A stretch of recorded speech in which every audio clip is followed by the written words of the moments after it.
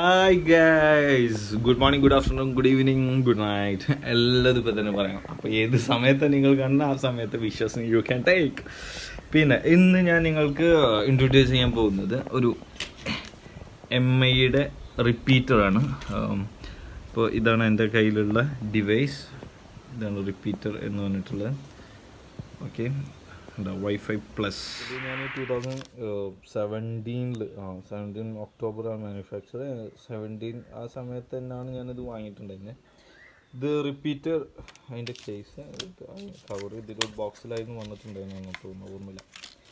അപ്പോൾ റിപ്പീറ്റർ ഇത് നമ്മളുടെ USB പോർട്ടിൽ നമുക്ക് പ്ലഗ് ഇൻ ചെയ്യാവുന്നതാണ്. അതായത് നമ്മളുടെ ഹെഡ് അഡാപ്റ്റർ വരുന്നില്ല, ഫോണിൻ്റെ അഡാപ്റ്റർ വരുന്നില്ല, അതിൽ കുത്തി വെച്ച് കഴിഞ്ഞാൽ ഇത് വർക്കാവും. പിന്നെ ഇത് പെറ്റ് 1 ആണ്. പെറ്റ് 1 എന്ന് വെച്ച് കഴിഞ്ഞാൽ നമ്മൾ എപ്പോഴും ഇത് ശ്രദ്ധിക്കേണ്ടതാണ്. കുട്ടികൾക്ക് വാട്ടർ ബോട്ടിൽ വാങ്ങുമ്പോൾ, നമ്മൾ ഭക്ഷണ സാധനങ്ങൾ ഇട്ട് വെക്കേണ്ട സാധനങ്ങൾ, പ്ലാസ്റ്റിക് ഐറ്റംസുകൾ വാങ്ങുമ്പോൾ എപ്പോഴും ഇത് ശ്രദ്ധിക്കുക. പെറ്റ് 1 ആണോ, 5 ആണോ, 6 ആണോ, there is so many number, ഒരുപാട് നമ്പേഴ്സുകളുണ്ട്. അതിൽ ഏത് നമ്പറാണെന്നുള്ളത് എപ്പോഴും ചെക്ക് ചെയ്യുക. എനിക്ക് തോന്നുന്ന ഏറ്റവും നല്ലത് പെറ്റ് 6 ആൻഡ് പെറ്റ് 5 ആണെന്നാണ് തോന്നുന്നത്.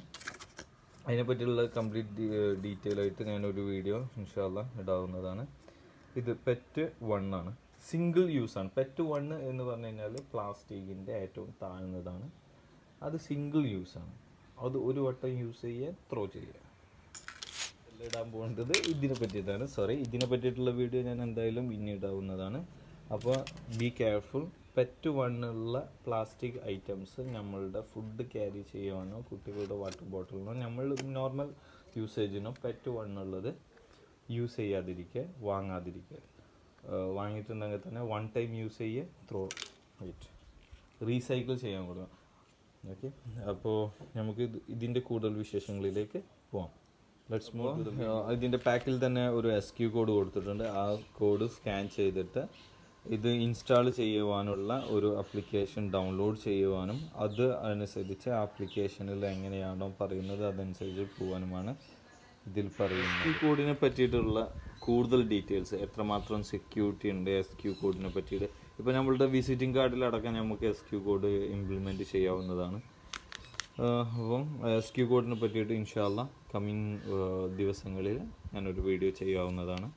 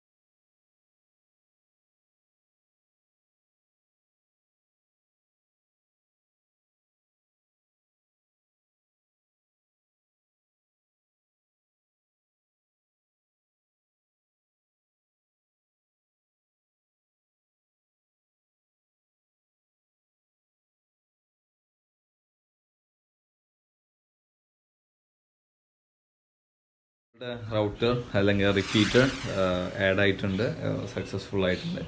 ഞാനൊന്ന് റിപ്പീറ്റ് ചെയ്യാം എന്തൊക്കെയായിരുന്നു എങ്ങനെയൊക്കെയാണ് സ്റ്റെപ്പ് എന്നുള്ളത്. ഫസ്റ്റ് നമ്മൾ അതിൻ്റെ ബാക്കിലുള്ള SQ കോഡ് സ്കാൻ ചെയ്ത് കഴിഞ്ഞാൽ ഓട്ടോമാറ്റിക്കലി മൊബൈൽ ആപ്പിൽ ഏതാണോ നിങ്ങളുടെ പ്ലേ സ്റ്റോർ ആണെച്ചെങ്കിൽ പ്ലേ സ്റ്റോർ അല്ലെങ്കിൽ ആപ്പ് സ്റ്റോർ കാണിച്ചെങ്കിൽ ആപ്പ് സ്റ്റോറിലേക്ക് ഗൈഡ് ചെയ്യും. അങ്ങനെ ഗൈഡ് ചെയ്തിട്ടുണ്ടെങ്കിൽ അവിടുന്ന് നമുക്ക് ഡൗൺലോഡ് ചെയ്യാവുന്നതാണ്. എൻ്റെ കയ്യിൽ ഓൾറെഡി ഞാൻ ഡൗൺലോഡ് ചെയ്ത് വെച്ചിട്ടുണ്ടായിരുന്നു. ബട്ട് വേർഷൻ അപ്ഡേറ്റ് ആയതുകൊണ്ട് ഞാനൊന്ന് അപ്ഡേറ്റ് ചെയ്യേണ്ടി വന്നിട്ടുണ്ട്. ഞാൻ നിങ്ങൾക്ക് സ്ക്രീനിൽ കാണാവുന്നതാണ് ഈ വീഡിയോയിൽ.